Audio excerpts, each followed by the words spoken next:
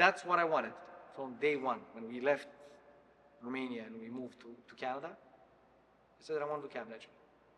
And I stuck to it. And it never changed. There was nothing else. I added the motorcycles, the boat, the sea-doos, or whatever. But that was like just a little something just to keep me going with cabinetry, because I think, that's what I thought, that if I keep on doing only cabinetry, maybe I get bored at one point of it. Maybe just let's try to insert something else that's gonna spark my interest and like take me out of thinking cabinets all day long.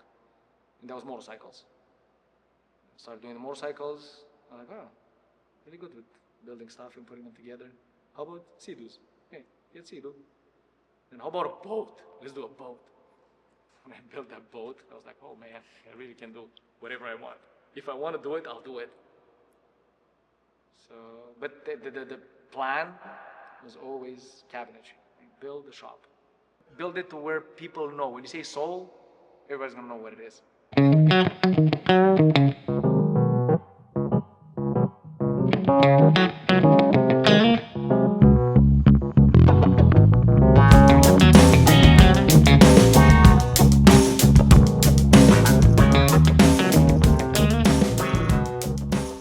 Do we visit the site before pricing? It depends. It's a project-to-project and case-to-case situation.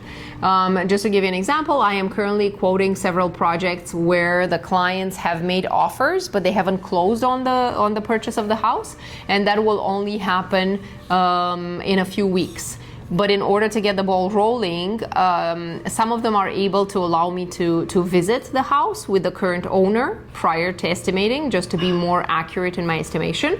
But for some of them, because they do not have sufficient visits to allow for all this, let's say, scoping, I need to work with the listing photos, with some very preliminary plans, and with information from the client, so we can work both ways. And speaking of custom, right? So a lot of people like to use the word custom, but then you walk into a space and it feels undercooked, right? So I think there's a difference between the custom and then I think we talked about like one-off, like where something feels like this is a one-off kitchen, right? Like this door style, this paint color, this function of a drawer or walking through a cabinet to get to your pantry. I mean, that is custom. Yeah.